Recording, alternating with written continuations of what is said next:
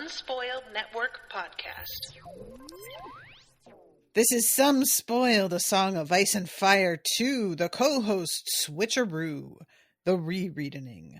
Return to Westeros, HBO Spoiler Edition, uncut, uncensored, and too hot for TV. Today we are covering chapters 8 and 9. Tyrion and Davos. Haven't seen you in a minute, baby. How you doing? In these chapters, Tyrion gets handed over and we say goodbye to Ilyrio. And Davos is trying not to get his head cut off. So far, so good, but we'll see. Welcome to Unspoiled.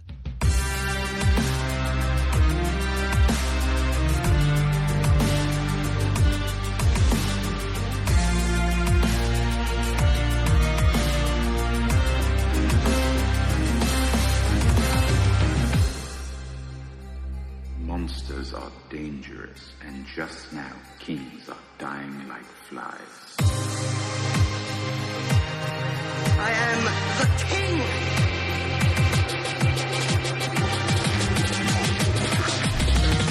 Fuck the king. Welcome to the show, everyone. I am Natasha. I'm Rashawn.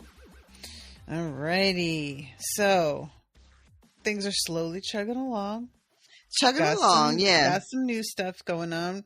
Yeah. Were you excited to see going. Davos? I was. I could not remember exactly where we left him, so it was so fucking long ago. I'm trying to remember his fucking Davos story, and I'm just like, wait, the last we heard, though, he was supposedly had lost his head. And I'm not sure I believe that he's actually dead. I don't think we didn't see it.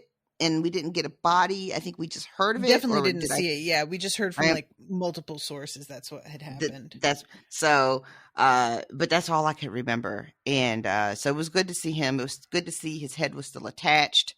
Though I get why this is a little dicey, because these people he's dealing with it. The sister cities, the Three Sisters is what it's called. Yeah. Yes. Yep. They seem like an entirely different type of folk. Yeah. You know, they got a little bit of like Ironborn energy to them.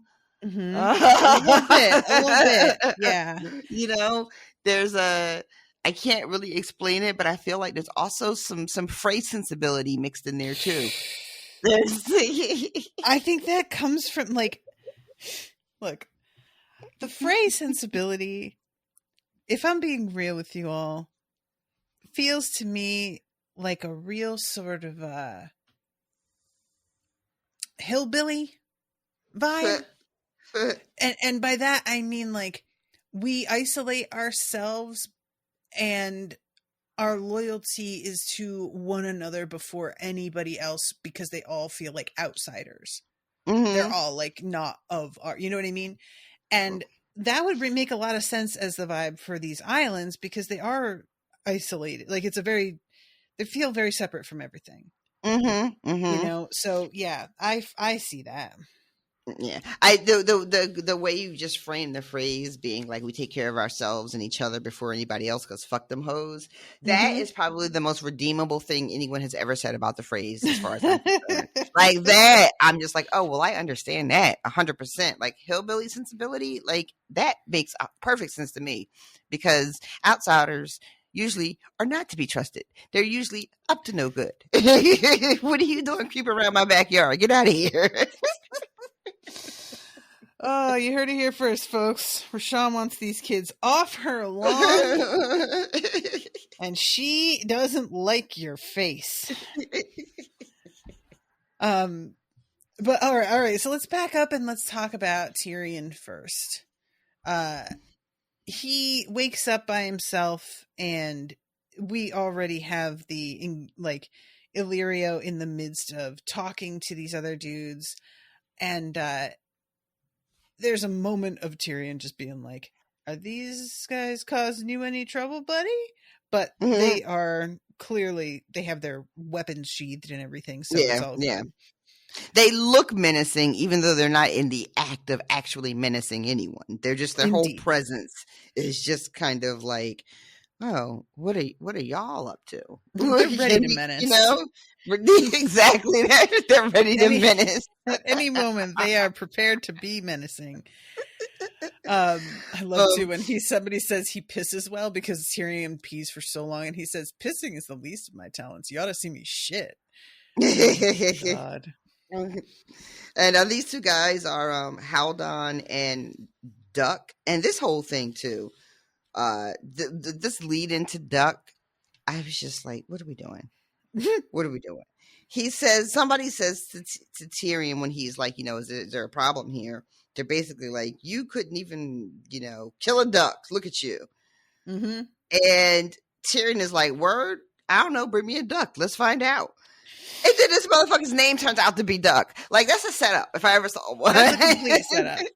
And it's not the first time y'all done this. A million times. 100%. 100%. This is the shtick, and they whip it out everywhere they travel.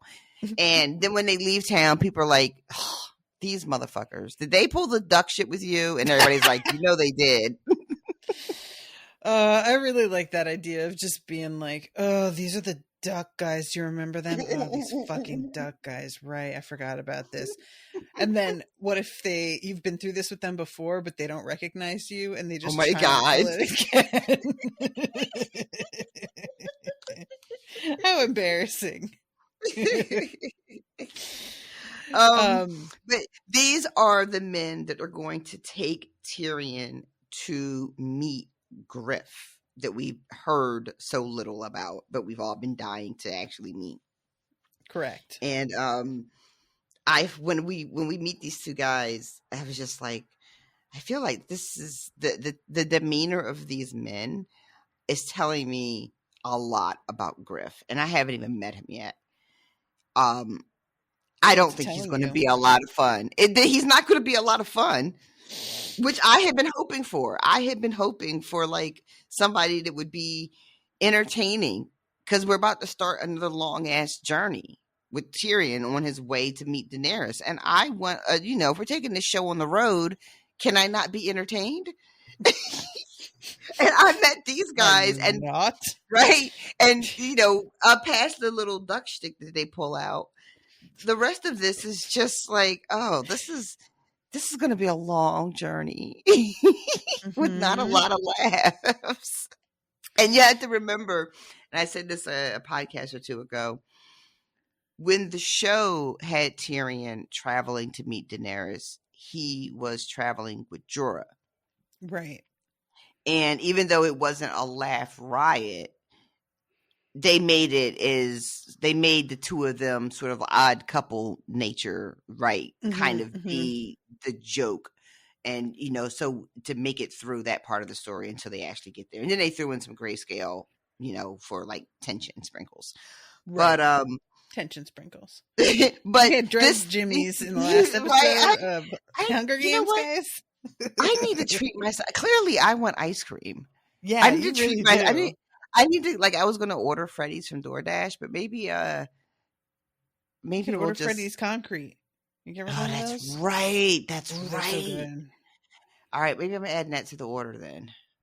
I'm going to get myself some, because you're right. This is the second time I've used sprinkles. Mm-hmm. And earlier we were talking about something and you said, and the ice cream on top. And I was God. Oh. I clearly have ice cream on the brain. I need to get that sorted. But anyway, all that to say, this made me really concerned about the next several chapters of Tyrion traveling with these people. And I need somebody to be able to parry with Tyrion verbally that does not always, that isn't always like, I'm going to cut your head off because I don't like your smart mouth. You know what I mean? Yep.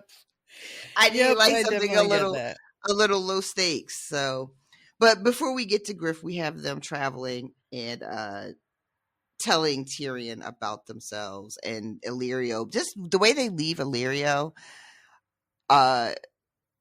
them riding away and him sort of shrinking into the distance, but his shoulders slumped, looking like sad that he can't make this journey. I was like, aw. I know, Yeah, right? I didn't expect Same. that at all. I didn't expect it I mean, it wasn't like necessarily emotional for me, but it was clearly an emotional moment for Illyrio. And I was really surprised. I didn't expect that at all. But he seemed so sad that he was being left behind, that he Mm-hmm. can't be part of this. And I think he even asked, would it be okay if he goes not on the entire journey, but at least to Griff, because there's a kid that Illyrio would like to like give his presence to and see. Mm-hmm. And they tell him he can't come. And he looks like legit devastated. Yeah. I was so unprepared for that. I actually was surprised because I didn't remember having this moment where he is so like disappointed. And so, I was prepared for this drop off to be a lot more like, I did my part. I can't wait to Mhm. see what you boys do. Yep. And it to Yep. be like a real sort of victory lap for Illyrio. So when it turns out like he had thought he was going to be more part of this than he is, I Mhm. genuinely had forgotten this aspect of things for him. I feel Yeah. bad for him. It's I wonder like how much of the no, you can't come is because they're just like not going to be doing what they claim they're going to be doing, and they don't want him to know that because they think he Mhm. can't keep up because he's so fat and he likes luxury, and they're not going to be traveling like that. Does he draw too much attention? Like, there's all kinds of reasons that they may be not wanting him to come along that don't have anything to do, strictly speaking, with like the functionality of the plan. It might just be like sort of a caution or a convenience thing. Mhm. But Mhm. but yeah, I really wonder what their It, reasoning is there. it definitely feels like it that they are a couple of things. Like one of the things they mention is because Lirio is like, maybe I can just follow you a little bit, and then we can have like a big fucking farewell feast.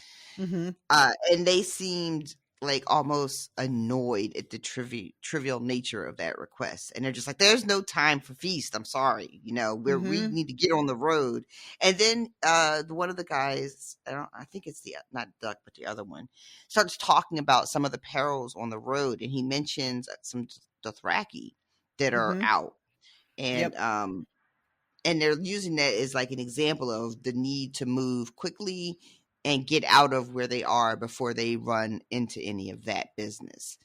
And Illyrio, when he tells him this, it just says the fat man made a rude noise, which I'm dying to know. Like, what exactly was that noise? I'm imagining That's that's what I'm just imagining. the raspberry. That's Yep. funny. But he's basically like, fuck that. Like this happens every 3 or 4 years, and all that happens is he goes, they pay him off with gold, and he goes back home. And this other Mm-hmm. guy, this Matho guy, like they're all old men. They're nothing to be afraid of.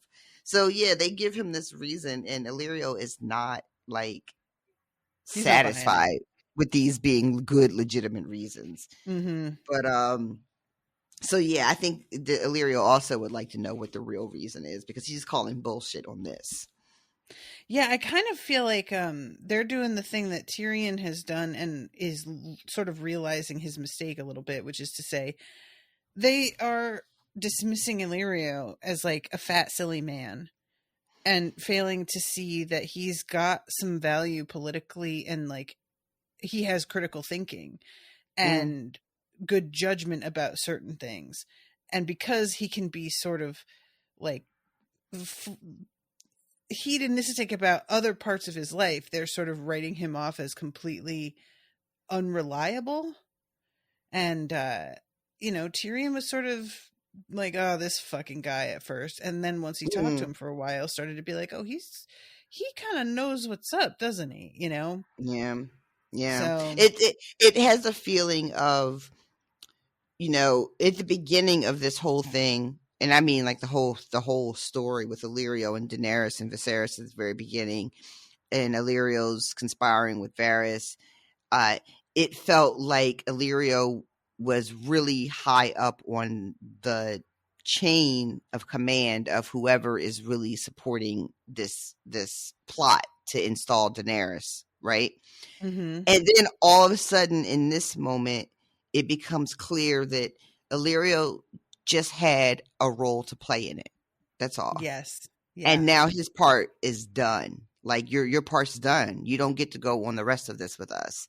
And I don't know if Ilyrio had a different idea of where he was in this, or if he always knew exactly where he was, and it's just a sadness that his part is over, or if it's a sadness of like, shit, I didn't realize that I was just like one cog in a giant machine and that my bit is over. But and I had been treating Ilyrio as very much sort of a mastermind of this whole thing. And this moment makes it clear that no, there's other shit happening here. And he was just one fucking part of the deal. Yeah. Never fun to realize that you're sort of inconsequential. Nobody likes that, you know? Yeah, and then, like, I wouldn't even necessarily like inconsequential because he did play well, you know what significant I mean. role. Yeah. But just ultimately, like, it's not about you. That's it. Because when you're in it and it is your time, maybe you start to convince yourself that, you know, I'm really important to this entire endeavor. You know, I'm an integral part of it. And then being reminded that, no, you're just a part like many others. It's humbling like is the word I'm looking for. Humbling. Yeah. I thought you said fumbling at first, and I was like, oh. Yeah. But humbling, that makes sense. So, yeah, he, like you said, there's a gift for the boy in one of the chests, some candied ginger. He was always fond of it. Ilyrio sounded oddly sad. I thought I might continue on to go enjoy with you. A farewell feast before you start downriver. And like you say, no, talk about the Dothraki. And then they're like, so what's this guy? And Illyrio's like, he's named YOLO. And Tyrion's like, YOLO? Are you fucking for real, dude? That's not even like a Westerosi name. And they fucking can tell I'm Westerosi. Get the hell out of here. So he's like, well, that's what I go by in Pentos, but my real name is Hugor Hill. Are you a little king or a little bastard? Asked Haldon. Tyrion realized he would do well to be careful around Haldon Halfmaester. And I don't really understand why he has that reaction to this question. Yeah, I'm glad you mentioned it because I wasn't sure either. Quite frankly, like I'm missing something. Like, is this supposed to be a hint that he knows who Tyrion actually is and is like prodding him a little bit about it? It didn't feel like that though. You know, there's nothing a little king, like, what does that mean? I don't really get this. So I'm curious about other people's interpretations here. The only thing that I could think of, and this does not really hold water, but it was the best that I could do because I really was struck by it and wasn't sure what the intention was, is Tyrion says, my mother named me Hugor Hill, and then Haldon asked the question, which is like a way of asking about your father, I think. Like, you just told me what your mother named you, but what's your dad? Who's your dad? What's that name? Oh. But I don't know why you would say little king. But maybe it's just for like dramatic, for flair, you know? Yeah. But that's literally the best I could do. I just didn't know what to make of it. Because then, Tyrion's answer is that, well, if you're asking about my father, every dwarf is a bastard in his father's eyes. So that's all I need to tell you about my dad. Mm-hmm. So, yeah. Which just seemed to put him off, and they move on in the conversation. And he says, well, Hugor Hill, answer me this. How did Serwyn of the Mirror Shield slay the dragon Urax? Now, how did we get here? I don't know. He goes into like quizzing him. My impression is that Ilyrio is saying this guy can be useful as an advisor. And that's the way he's selling Tyrion's involvement in this whole escapade. And that they are trying to see whether he's got some basic fucking knowledge and education. You know what I'm saying? Yeah, I get that. I guess I just don't get why these dudes are the ones doing the questioning. That feels like something for Griff to do. It does, but maybe they're like, well, if you can't pass our thing, we won't waste Griff's time. Okay. You know? That's a guess, though. Like, I agree. It felt abrupt. The questions didn't make total sense to me, and the direction that the conversation takes felt a little arbitrary sometimes. So I was just a little, usually the dialogue in these books I completely understand what's happening in any given situation. And this is a rare time where I was sort of like, wait, hold on. Did I miss a sentence? And I go back and read and no, I have not. And I like to, like, when he quizzes him, the first answer Tyrion gets correct. And then the dude is just like, oh, anybody could have got that right, though. Even Duck knows the answer to that question. That's like, you're not giving me anything really. Which, okay, well, then why you the one that asked it? Why'd you ask this dumbass question if you were going to be so unimpressed with the answer? Whose fault is this? That's your fault. But then he asks him a second question, and Tyrion answers, and they disagree. And Tyrion is basically like, yeah, I know the book you read, and that book was wrong. Because if you had read this other thing, you would really know what happened. And the guy, Haldon, just stops questioning after that. He, like, doesn't answer Tyrion's question about the story and changes the subject to, like, try not to fall off your horse. Yes. Yeah. He's like fucking cranky for no good reason and does This not is what I'm trust saying. Salladhor.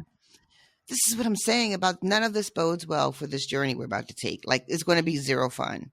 And I don't know if anything about the second question he asked hit you. But this is all like House of the Dragon stuff. Yeah, I got it.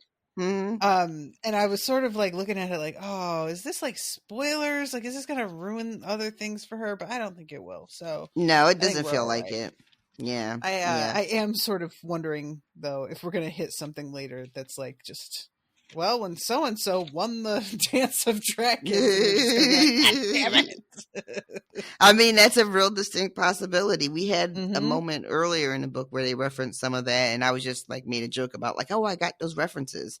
But rest assured, if anything should come out, there's a very good chance I'll forget it immediately, so we'll be fine. By the time season 2 rolls around, it'll be fine. Early next year, according to the predictions. What? So the next to season. air to air or start? Oh, word? Yeah, that's what I said. Shit, I didn't know it was that soon. Yeah, same. Huh. So then Tyrion asks him. It's Tyrion's turn to fucking ask some goddamn questions. And he says, where do whores go? And this guy gets all offended. Do I look like a man who goes to whores? Okay, first of all, every man looks like a man who goes to whores because that's who goes to whores. Just regular people. Just people. They look like all different kinds of things. Men don't go to see whores. Only boys go to see whores. That's a whole different, whatever. Oh my God. You know what I'm talking about. You know what I'm talking about. And let's see. He don't dare. Lamore would make him pray for pardon. The lad would want to come along, and Griff might cut his cock off and stuff it down his throat. Well, said Tyrion, a maester does not need a cock. Haldon's only half a maester, though. You seem to find the dwarf amusing, Duck. He can ride with you. He wheels his mount about. Prickly. Okay, got it. So then this Duck guy, spends like the whole ride telling Tyrion stories that Tyrion is really not even that interested in hearing. At one point, he's like, I know how the story was going to end before he even got there. Yes. Yeah, they're all very predictable. And let's see. If we should encounter Lady Cora on Hag's Teeth, you may soon be lacking other parts. Cora the Cruel, they call her. Her ship is crewed by beautiful young maids who geld every male they capture. Terrifying. I may well piss my breeches. Best not, Duck warned darkly. as you say, if we encounter this Lady Cora, I will just slip into a skirt and say that I am Cersei, the famous bearded beauty of King's Landing. This time Duck laughed and Haldon said, "What a droll little fellow you are, Yolo.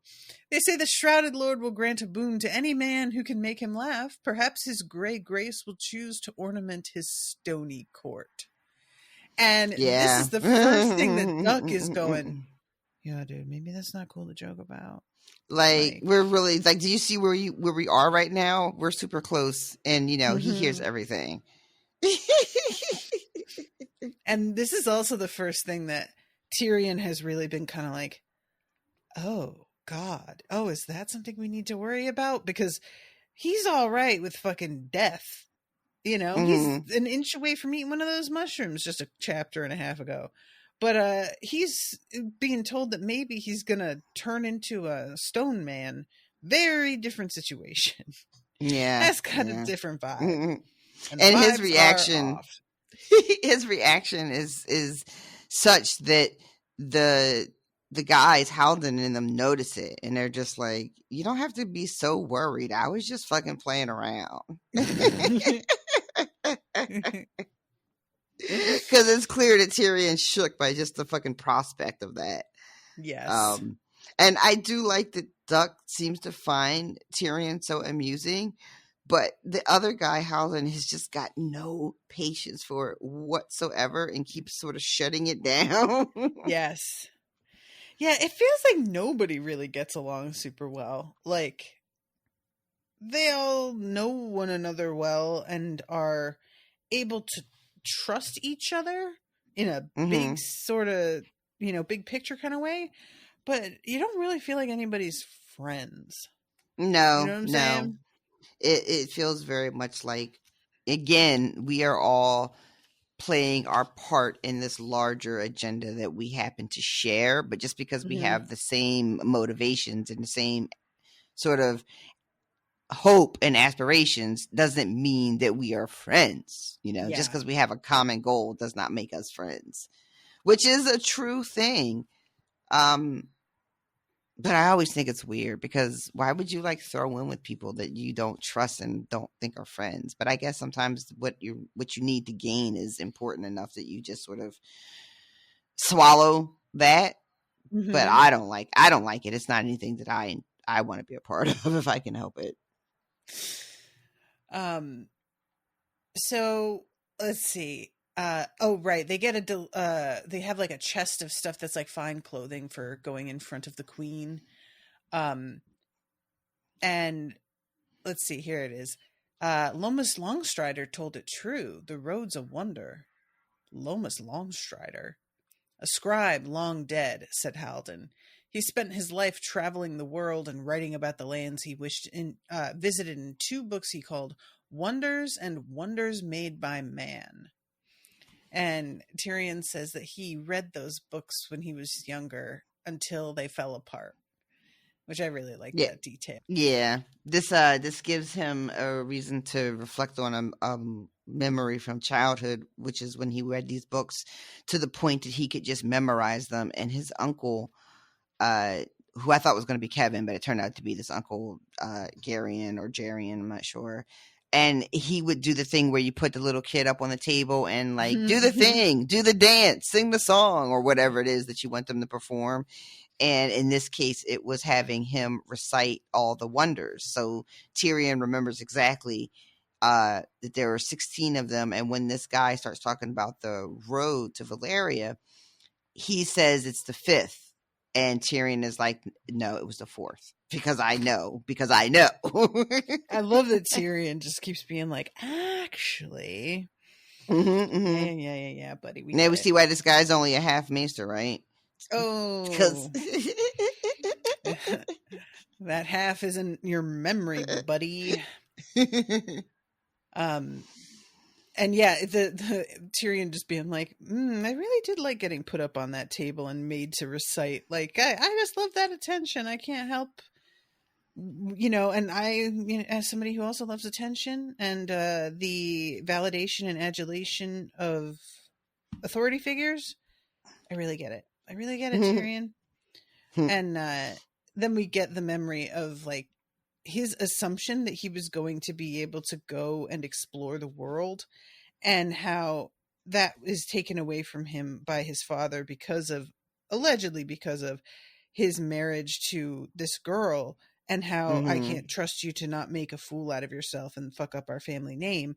But I have a suspicion that like he was just not going to let Tyrion go do that, whether or not this happened or not, you know? Yeah.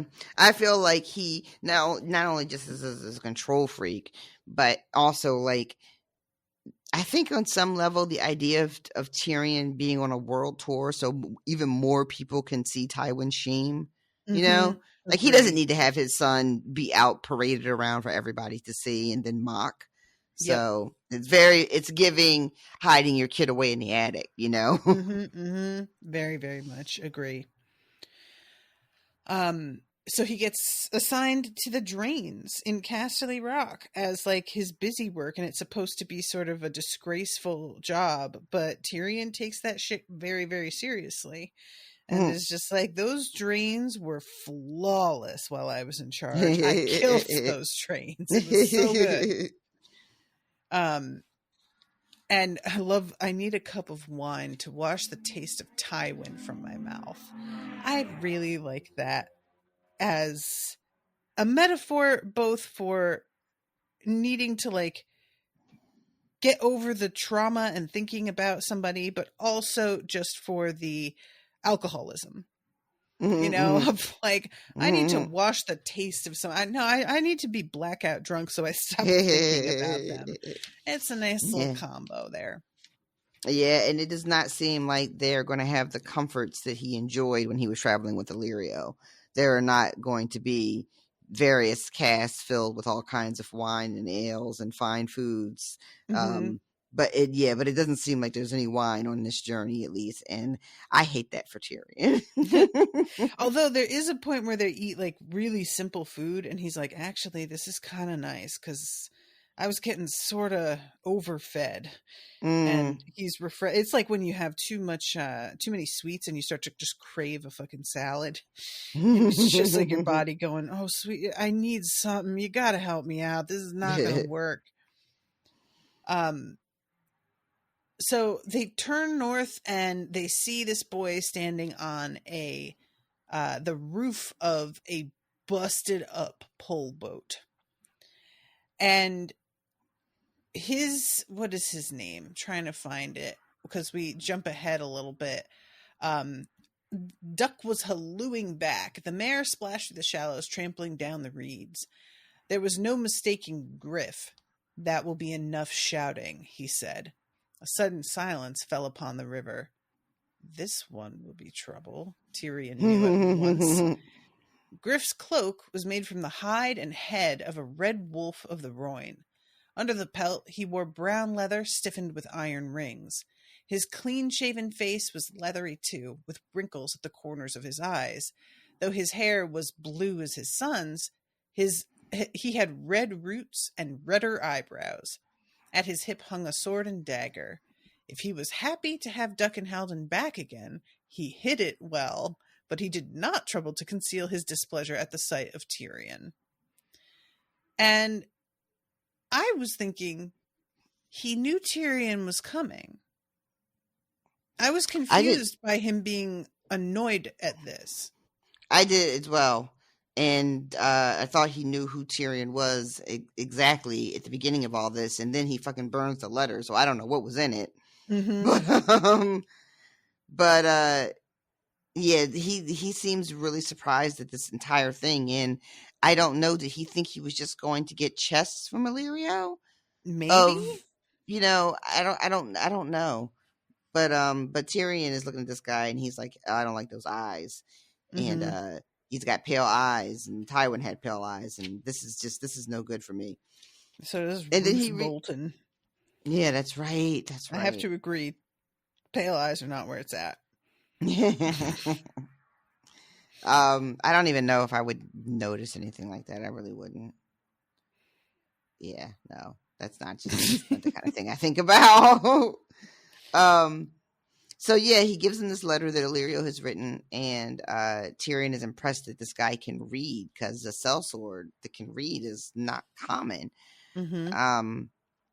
And the only thing he really says is, after he reads the letter, he just is like, Tywin Lannister is dead, and you did it? Your hands? So rude. Mhm.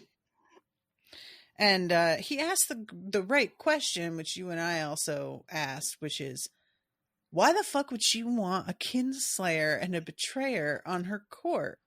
Are you serious? Like, and Tyrion just says, that's a good question. Like, he doesn't try and answer it even. No, he does. He thinks to himself, that's a really good fucking question.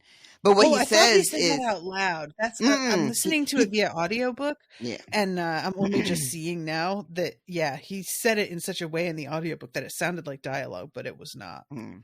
And but his answer is that basically everybody that I killed was worked out for her. So, I've actually done her a solid. She should probably be really happy about it. It's just so like, yeah, you didn't do it for her benefit, though. It just so happened that you hated the same people she hated, which I don't know that that's going to really be enough, dude. But I guess this is the best argument you've got. So I suppose. Right. And then Tyrion asks, and he read the letter, and Griff just burns that shit right in his face. In front of his face. He doesn't even answer. He doesn't say no or anything. Tyrion's being all, can I see what he wrote? I do love to read about myself because, that's what I do. I'm very quippy. And Griff is just like, whatever, and burns that shit. And I'm very quippy. I don't know why that got me so bad. He is. That's exactly it. And it made me think of, do you remember in Ted Lasso and and the billionaire with his partner who does the like too slow with the hand behind his hair? And I was like, he could have done that sort of thing of just like, yeah, sure, you can read it, but and then we snatch it back. Exactly. Oh my but God. He doesn't have the personality to want to like be charismatic in that way at all. He's just like, is amazing. That is amazing. Oh my God. He really should have done it. What a missed opportunity, George R.R. Martin. Can you get it? Nope. And I love too when what? I'm sorry, I'm just giggling at Tyrion jumping, trying to snatch the letter out of the guy's hand as he's waving it over his head. I'm so sorry, everybody. It's terribly rude of me, this picture I've painted. All right. I'm back. Sorry. He then says, so why would you support Daenerys? And Tyrion says, for gold and glory. Oh, and hate. If you had ever met my sister, you would understand. I understand hate well enough. From the way Griff said the word, Tyrion knew that much was true. Then we have that in common, sir. I am no knight. Not only a liar, but a bad one. And that I found really interesting. Finding out that somebody is a bad liar is very helpful. Yeah. And Tyrion thinks to himself, that was clumsy and stupid. Like, you should have, that wasn't worth it. Because what you just told me is worth a lot more than what you just realized. And then Tyrion is just like, funny, not a liar, not a knight, but Duck says you knighted him. And Griff just says Duck talks too much. Like, he doesn't call him a liar or deny it or just, he talks too much. Which arguably is just a straight up true ass statement. So, and then he says, as you say, my lord, I am no lord. Liar. It was a courtesy, my friend. I'm not your friend either. No knight, no lord, and no friend. A pity. Spare me your irony. I'll take you as far as Volantis. If you show yourself to be obedient and useful, you may remain with us to serve the queen as best you can. Prove yourself more trouble than you are worth, and you can go your own way. Aye, and my way will be at the bottom of the Rhoyne with fish nibbling at what's left of my nose. So it ends with Tyrion, just him saying, we're not playing a game, and him being like, of course it is. The Game of Thrones. Oh my God, he said the thing. He said it. He said the thing. And that's the end of Tyrion's chapter. Yeah. When Griff tells him the line about, if you're more trouble, you can go your own way, Tyrion answers him. He says, Valar Dohaeris. Yeah, I liked finding out that he knows what that means. Yeah, I enjoyed that too. And it's but basically him being like, yeah, you say go my own way. I know what the fuck that actually means. Yep. There's another moment too when he's talking to Griff, and when after the whole like duck talks too much, and Tyrion is like, all right, fine, you're not a knight. My name is Hooger Hill. Like, we're all just, this is all true. This is all very true. The stuff that we're saying is really, really true and honest. That cracked me up. So then we go to Davos. And as we've mentioned, he's on one of the sisters. Which one is the one that he is at the moment? I think he's a sweet sister. I if think that you're is a right. real thing. Mm-hmm. And he's being brought in because he was like, found in this area for smugglers. He's trying to set up communication, and it would like be totally within this guy's rights to go, I don't feel like dealing with you, so I'm going to hand you over, get me a reward, and sorry about it, but you have a nice night. And he just has to hope that he can get this guy to listen to him for a second. When we find out how Davos has found himself in this situation, and this guy whose name I have forgotten. Forgive me, guys, I'll find him in a second. Gregor? I feel like it's something with a G. Oh, my fuck! I'm getting the spinning beach ball with my mouse, so I can't turn the page. Godric, Lord Godric. Godric. So, we find out how. So, at one point, he asked Davos straight up, "So did the pirate just like dump you in the water, or like how that happened? How'd that go?" Because poor Salladhor Saan. He has had it. He has had it. He has had it with all of these white men shenanigans. Yep. He wants his gold and he wants to go home. And this trek from the wall because that's what Davos is doing, right? They left the wall with all these ships. He's trying to get to White Harbor to sort of treat on Stannis' behalf. And they had a terrible voyage. They lost so many ships. They lost so many men. And Salladhor lost several of his own ships. And he, like you said, he's fucking had it. He is like, they owe him so much money. And he hasn't seen any of it yet. And he is just like, I'm done with this. And poor Davos tried to like stir up his sense of loyalty. Then he tries to like tell him, well, if Stannis loses, you'll never see your money. So it's, in your best interest to support him for king because you're not going to get paid otherwise. And Salladhor was like, you know what I'm going to do for you since you refuse to like give up this weird ass life and this weird ass king that for some reason you're so fucking attached to and just come with me. I'm going to give you a little boat, a little itty bitty boat, and let you try to row yourself to shore. And good luck with that. And I'm only doing that because we go back so far. That's the only reason I'm even doing that much. It is really, I mean, all things considered, it is a big favor. It is a huge much as it favor. Feels like such a small thing. It's like, no, that's kind of a big deal. He's sacrificing a whole boat after everything he's lost. Mm-hmm. He's not getting that boat back, I'm assuming.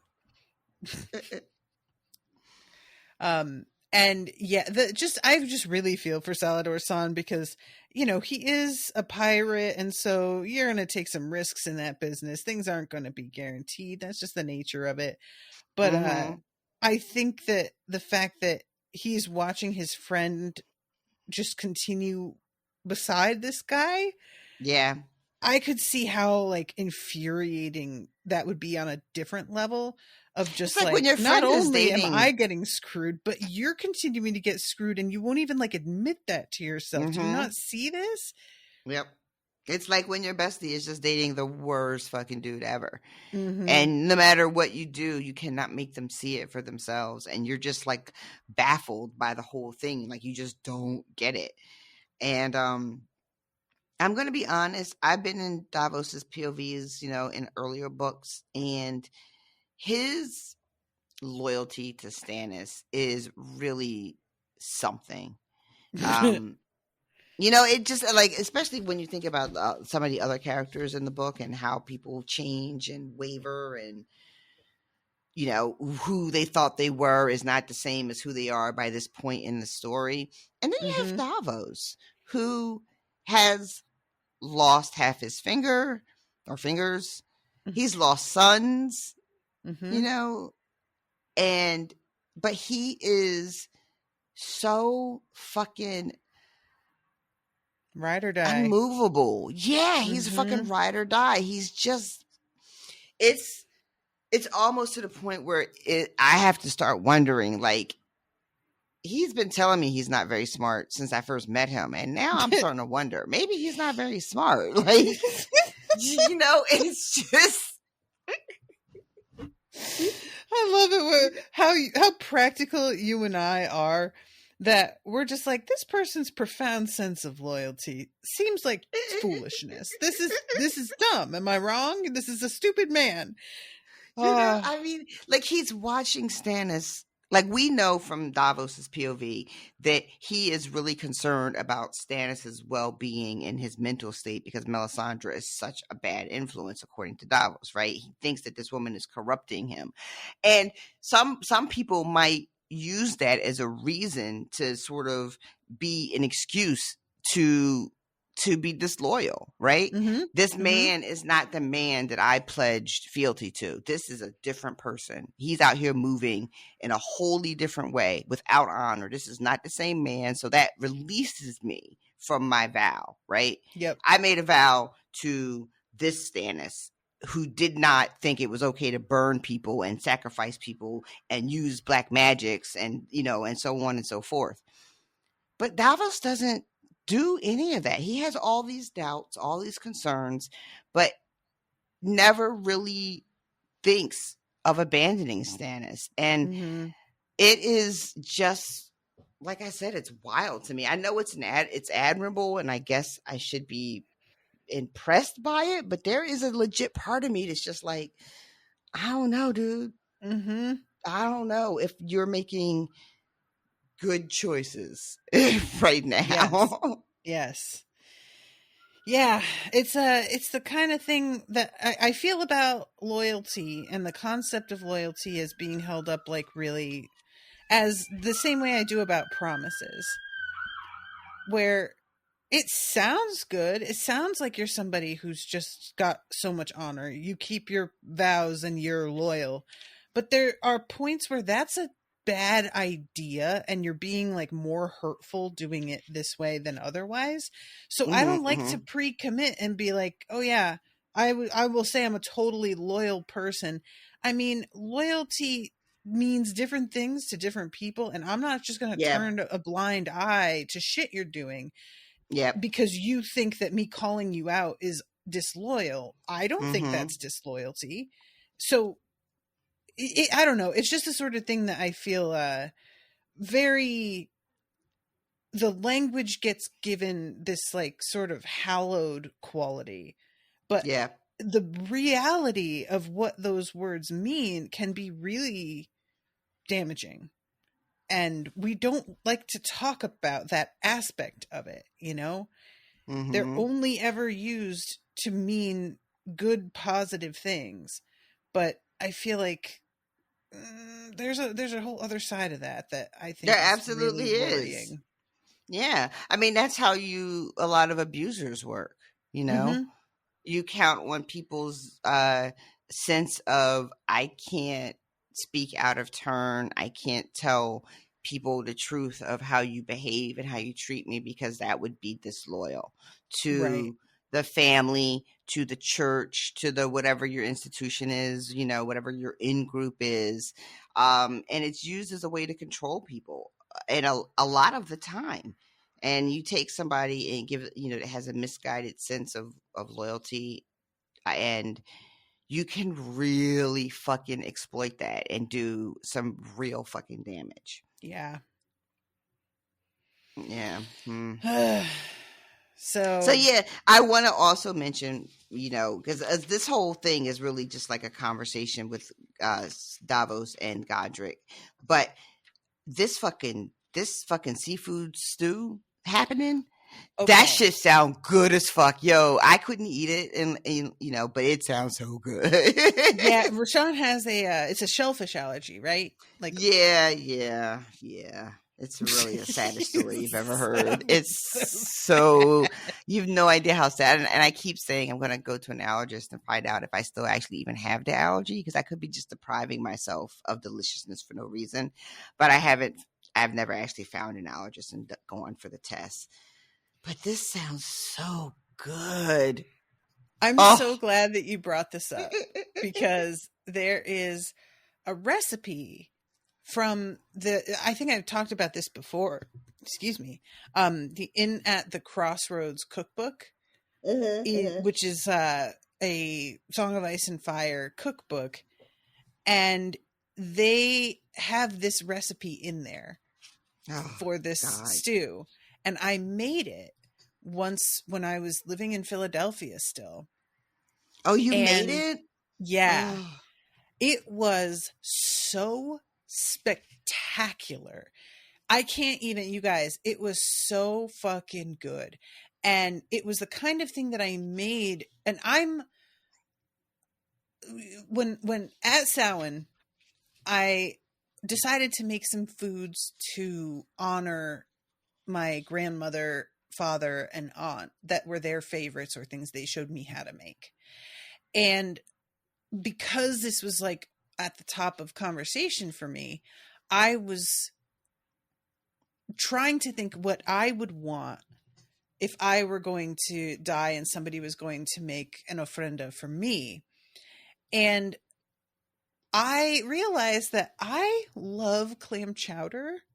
I used to love it too. Oh God. It's something that's so specific to New England as well. Like, you can find it other places. And I will say that, like, you know, as a chain, Red Lobster has some very solid clam chowder. It's damn good. Oh, do they? Yes. But it is, I made this recipe kind of thinking like, this will be like a clam chowder and it won't be as good, but I really just want to try this recipe. No. So much better. And I just went to open the recipe book, and A Feast of Ice and Fire, that's what it's called. And that recipe is the one that it opened to, because apparently this is where I was last time I made this right next to Sister's stew. Cod, cold water, unsalted butter, leeks, carrots, garlic, white wine, pearl barley, turnip, heavy cream. And I love that it says in parentheses after the heavy cream, do not try to go light and use half and half. And then half teaspoon crumbled saffron threads, 12-ounce can, evaporated milk, thyme, crab meat, and clam meat. You guys, I am making this year. Every year I'm like, I gotta remember to make it. And I don't, because those ingredients are pretty expensive. You know, you're looking crabs, clams, fish. It's a lot. But wow, worth every penny. And this cookbook's on Kindle for $10. So highly recommend everybody out there, if you are, you know, somebody who enjoys cooking, is reading along with us, and you're in the mood for Song of Ice and Fire stuff, and you are looking to get some new versions of recipes that are kind of a comfort food type of recipe. There's a lot of that in here, and it's really, really fun.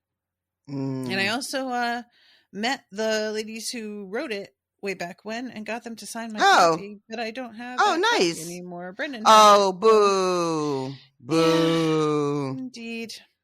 Boo. C'est la vie. I used to work at a seafood place, and they had a chowder that they made, but they made it with fish instead of clam, so I could eat it. And I used to, oh my God, I ate so much of that. Oh, and I still dream about it. I think about, like, because I think the restaurant's still around. And the last time I looked for it, I checked their menu out, and they didn't make it anymore. But I'm thinking about just walking over there one day, because it's right downtown. And I mean, I worked there almost 30 years ago, but they're still plugging along. And just be like, yo, what's up with that fish chowder? Y'all got it or not? What's happening? What's happening? Because it was, and I used to fucking love clam chowder, and it was like almost the same experience, but just without the clams. Oh, it was so good. But so I just wanted to make sure I mentioned that, because I was like, you know how I am about the food in the books, and I'm not always like excited about. But sometimes George will have something, and I'm like, you know what? That sounds like it slaps. I can't front. And Godric also tells Davos, because he asked Davos about, you know, do you think Stannis would ransom you? You know, you're fancy. You're a hand. You know, fancy. That is what he said. And Davos has to think to himself, I wonder if he would. I really appreciate this. He doesn't try to say, I'm not important enough. He would never. And he doesn't go, of course. He's just like, wow, I don't know. Right? Huh. Right? He like turns into that gif. Would he? It's in italics and everything. But then, but what Davos says is basically, you're going to have to go to the wall and ask him yourself. I don't know if he would. And this other guy I think it's another guy. There's Lord Godric, and then there's Borrell. And it sounds like that's the same person, right? Wait a minute. Hold on. I'm sorry. I was still on the cookbook, so now I got to open my other book up. Yeah, you have to find the spot. But are you saying that Borrell is the same person as like Godric? Because I thought that Godric had told people to leave. Because at one point, Lord Godric says, Lord Godric turned to his captain, leave this man with me. And he was never here, which is really important, right? Yes. And his name is Godric Borrell. Okay, so it is the same person. Yes. Yep. But when we're in this chapter, the way we're switching back and forth, like 1 minute it's Lord Godric said this, and then the next sentence it's Borrell said that, and I don't like that. I agree. There's a lot of writers who do that, and I find it very frustrating. Yeah, it's just if you do that with a character who's established a long time in the series, but if it's somebody you just met, it's really confusing. Yeah, so that kept throwing me off. But basically, Godric is like, he asks, "Oh, Castle Black is the imp at Castle Black as well?" And Davos is like, "The who? What now? What are you talking about? Why would he be at the wall? He's in King's Landing. He's like on trial for murdering the king. Like, what are you talking about?" And this is so hilarious because this is such old news. I mean, you have talked before about like different people having access to different news based on where they are. And getting to watch somebody be corrected in real time I just really loved it. And so this is when Davos finds out that no, Tywin is dead. You know, the imp killed him and then fucking skedaddled. Covered in blood from head to heel as though he had oh my God, right? In it. That detail also was delightful because, like, yeah, of course the stories are going to be more and more wild and outrageous, right? I love that. And so Davos is like, oh, shit, I got to let Stannis know. And he actually asks if he can have a raven. And Davos, sir, what do you think is happening right here? I was cracking up. He's like, oh, do y'all have like a Wi-Fi password I could get real quick so that I can let him? He's like, I doubt that's coming from my IP address, sir. Right? You. Like 2 minutes ago, your hands were tied. I just let you sit down and have some stew. I need you to calm down. I guess it's what's the harm in asking sort of philosophy. I guess there is that school of thought that's like, if you don't ask, you'll never get. So, but But yeah, that cracked me up. And Godric is like, he'll find out, but he's not going to find out from me, and he's not going to find out from you as long as I got you here with me. Because I don't want it said that I don't want anybody to be able to ever accuse me of helping Stannis. Right? You're not going to get us all mixed up in this bullshit. We have already done that. And it did not work out well for us. And it's really interesting too, how like, he's like, oh, I got to write to him. He doesn't know this. And I'm like, how long you been gone? How do you know he doesn't already know this? That's another really good point too, right? It's his last point, when you left, he didn't know. Mm-hmm. But yeah. So then this is when he sits down and has some food, and they're going to get him some dry clothes. And then Godric asks Davos about whether or not he's married. And he is. And he's just like, that's a shame. Because the woman that makes this stew is my granddaughter, and she is not married. And he says, homely women make the best wives. Oh my God.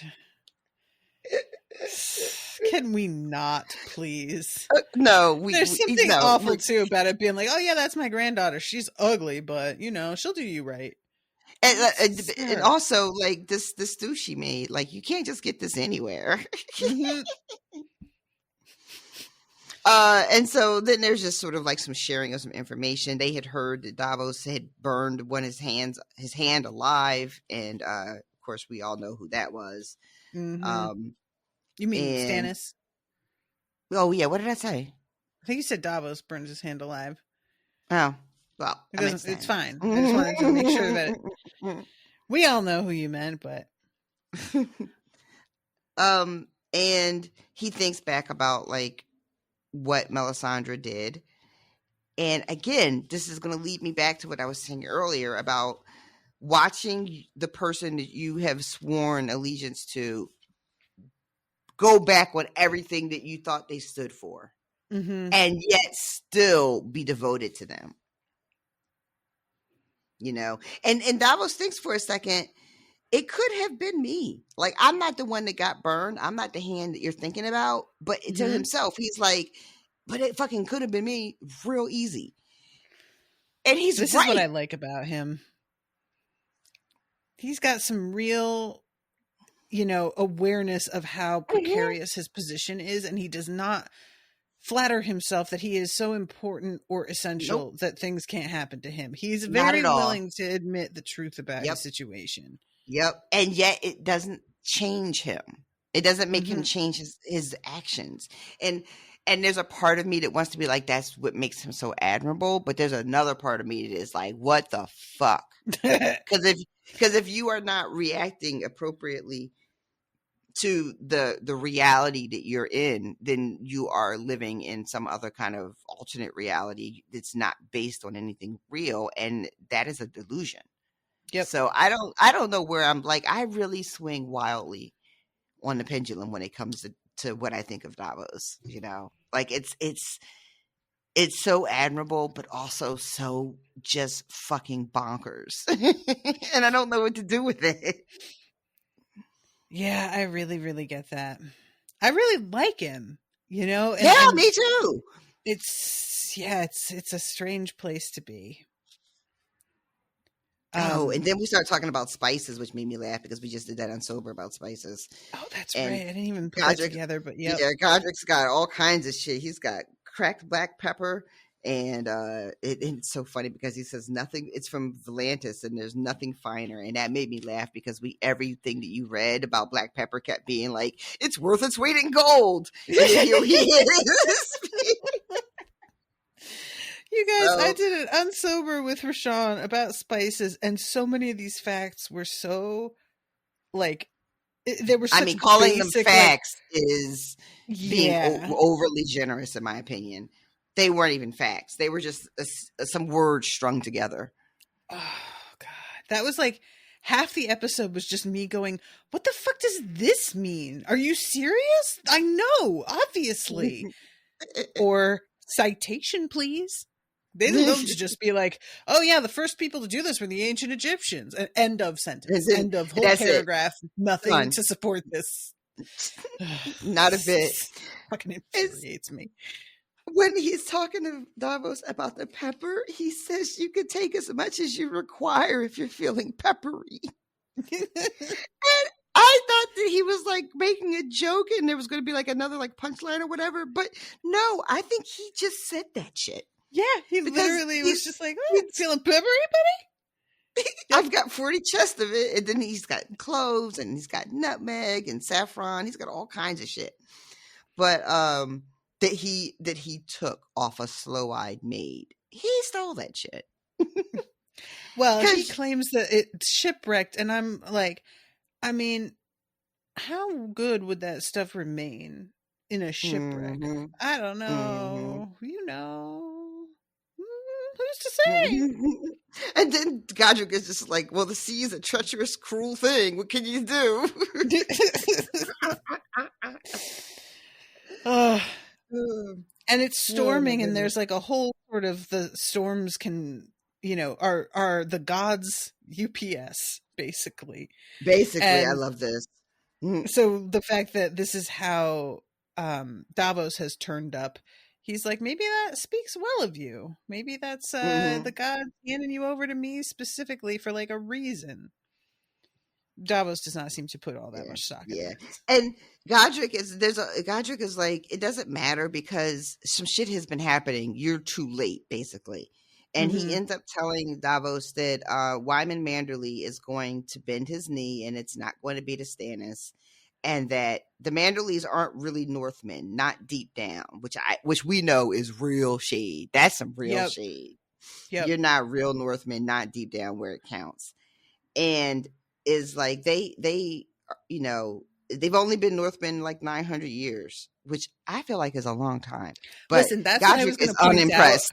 Because he's just like, they're new. And then he says 900 years, and I was just like, Jesus Christ, there is no getting in with the fucking Northmen, man. It is not going to happen. Either you were there from the beginning or you're a newbie. Or you don't count, right? Yep. It's fucking real bad. They're like the old money on the fucking Gilded Age. They don't want to let new money in. Thinking, yes. Oh, God. But I love that when she's like, the final episode, are you going to her party? I suppose you just want to dance with the devil? She's rich from different reasons, but she's okay, sure. She just hasn't been rich as long as you, and that means that they're like just getting to be that rich. You think would be enough in and of itself to be invited to the club, but no. There's also always things that we will find to be like they don't quite fit our qualifications. Listen, perhaps somebody with lower standards. Do you remember the joke on Frasier how Niles ends up finally resolving the divorce and settlement with Maris? Like what bit of leverage he gets that finally just puts the kibosh on everything? It's how her family made their money. They made their money from like toilet bowl cleaners or something that's just like too tacky that you never would want the world to know. Because it matters. Like, not that she's not as rich as she says, but just how the family got rich is so embarrassing that she basically buys his silence. That is so wild. I just can't understand how few worries you must have in your life that sort of thing matters to you in any sense. Like, I don't get it. I don't get it. I can't even really imagine it. I really can't. Like, not in any real way. It just is so, like, it's such, like, it doesn't even feel real. You know what I mean? Exactly. Exactly. But yeah, so that whole, they've only like been Northmen for 900 years, and that there are Freys on the way to White Harbor, and that they've made a deal, and they're going to, like, I forget who's marrying who, but there's a marriage. There's a marriage plan that's going to like sort of seal this deal between Wyman Manderley and Walder Frey. Yep. So all this that Davos went through, and Poor it Davos seems like is just like, I'm gonna throw up. and he starts thinking that, like, if I have to still try to fix this, Davos is still on some, I have to at least try. Maybe I can stop this marriage, he thinks to himself. And then he says to Godric, yo, I got to get to White Harbor. Please, can you help me get there? And Godric is just like, no. I mean, he tells a story, but ultimately the gist is no.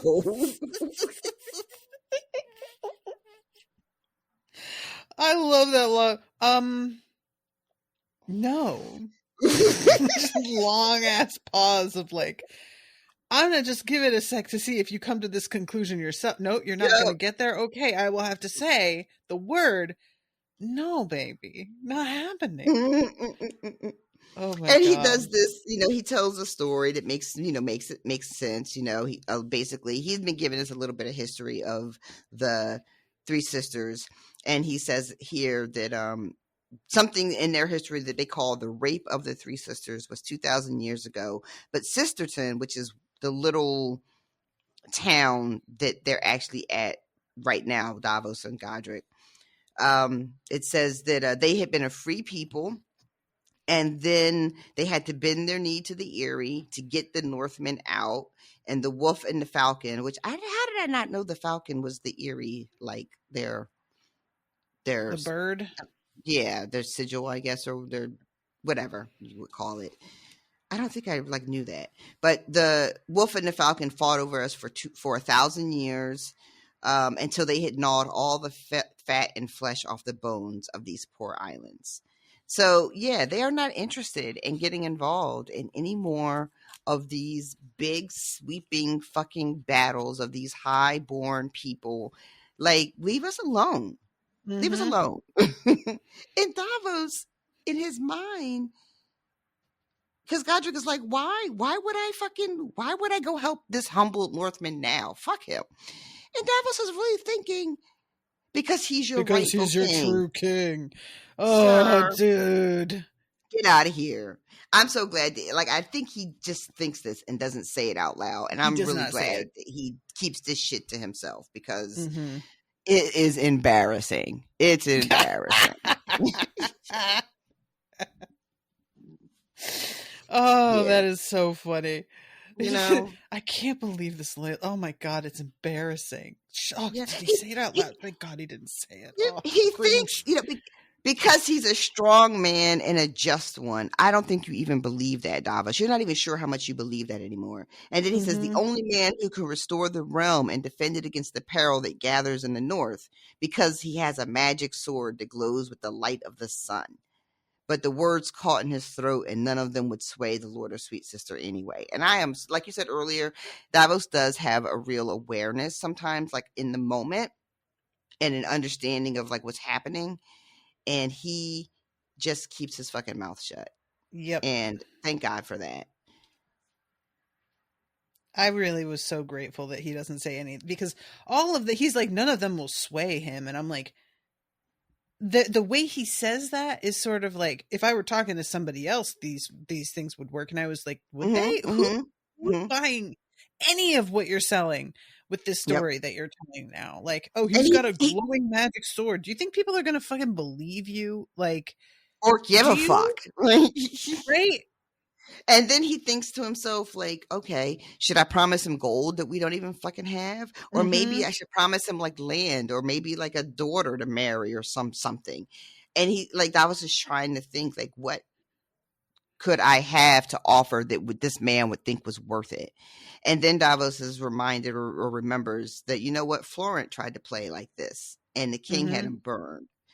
So it ends up coming down to, it seems like Davos deciding not to say anything, because this is not how Stannis wants him to behave. Stannis doesn't want a hand who does this sort of thing. And that ends up being why Davos doesn't go down any of those roads, which leads us circling right back to his desire to be everything that Stannis sees him. And maybe that's at the root of the loyalty, is that Stannis seems to see a greater Davos than Davos ever imagined he could be. You know, that kind of thing?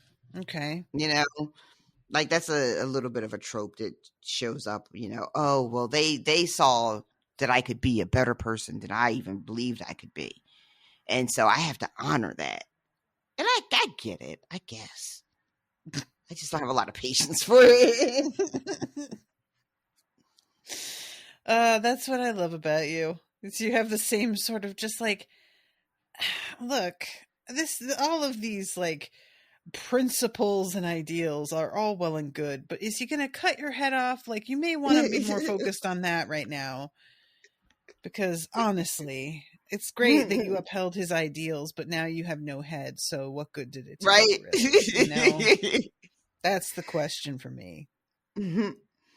So it ends with Davos wants to know who's ruling and assumes that it's Sir Kevin, because why wouldn't it be, right? That's the most reasonable, logical answer. And he has no idea how insane Cersei is. Like, so he doesn't understand that didn't fucking happen. And Davos tells Lord Godric that you know, he some of Stannis' greatest hits. You know, he held fucking Storm's End, and he took Dragonstone and smashed the Iron Fleet, and that the Child King will not prevail. And Lord Godric is unimpressed. Yeah, this he is. Child King's got the wealth of Casterly Rock, the power of Highgarden. He's got the Boltons and the Freys. But then there's a small little window. In this world, only winter is certain. Ned Stark told my father that here in this very hall. And here comes Ned Stark from the grave. Haunting our steps. Right. making people make dumbass decisions. Oh my God. No disrespect, Ned, but like a little disrespect.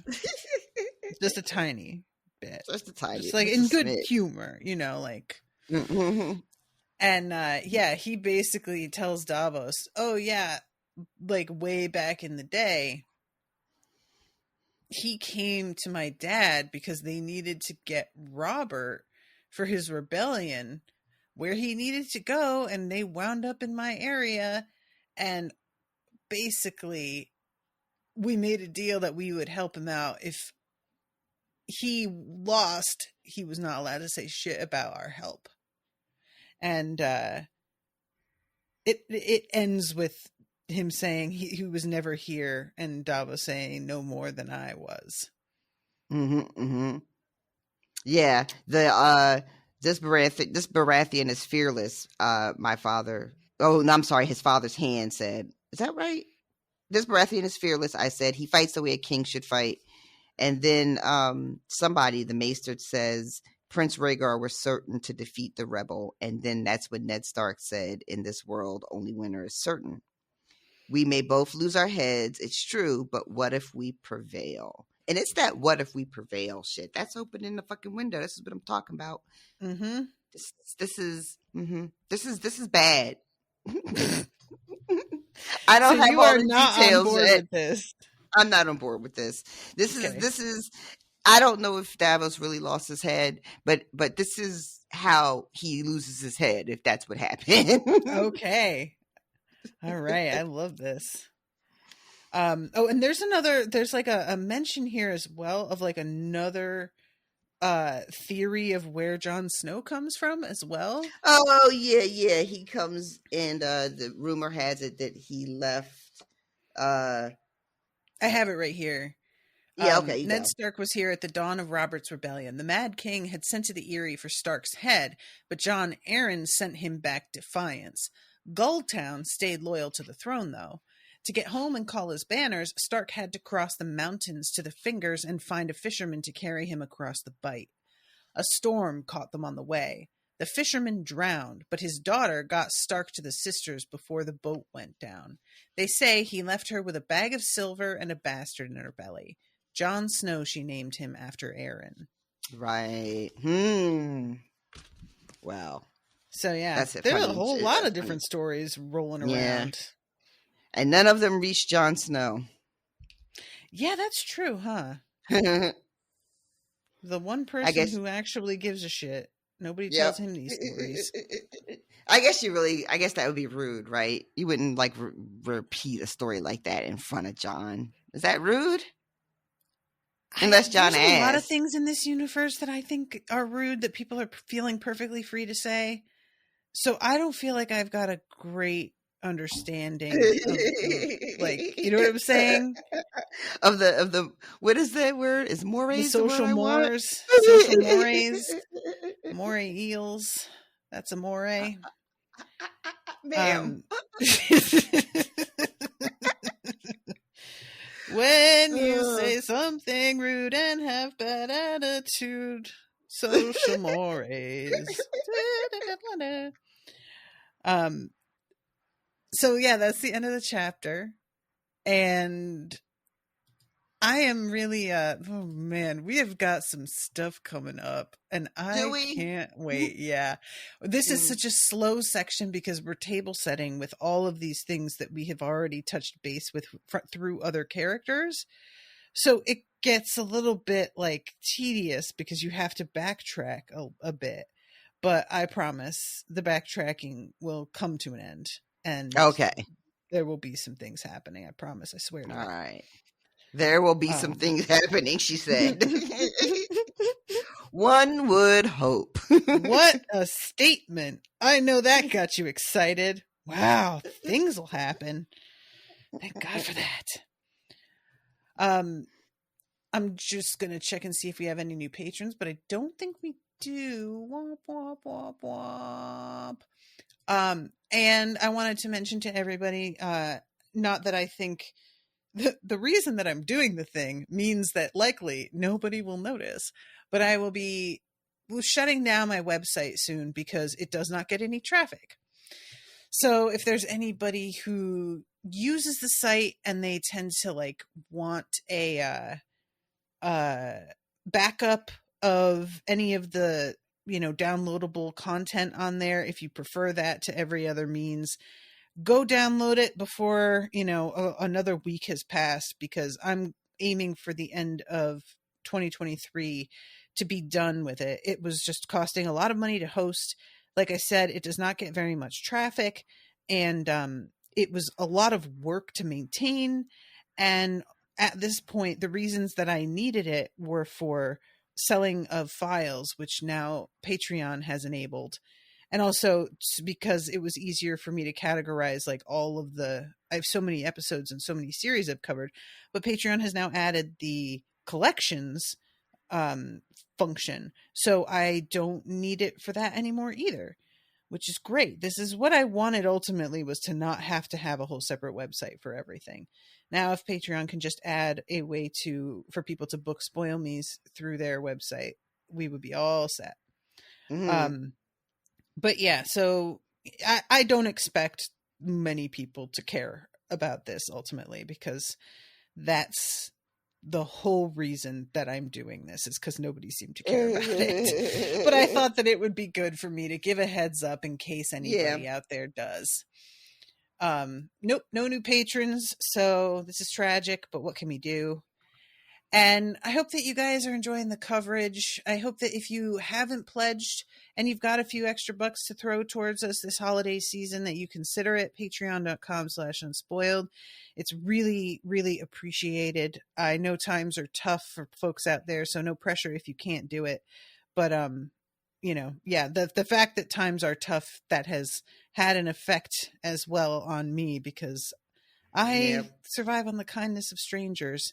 And a lot of folks have not been able to keep their pledge up the way that they had been. So my income has definitely been really, really affected over the past year. And if you have just been waiting every week for a new episode, if you find yourself enjoying the community and this has like worth to you, just think about it. Because there's a lot of extra stuff that you might enjoy, even though we don't have other Song of Ice and Fire stuff. Maybe you want something a little lighter, a little more spicy. You could listen to our spice episode. as a high roller, for example. So that's it. Is there anything else you want to mention, Mr. Sean? Nope. I'm good to go. All right. Well, thank you guys all again so much. We appreciate you. And until next time, toodaloo, motherfuckers. Bye, guys. Joffrey, Cersei, Walder Frey, Meryn Trant, Tywin Lannister.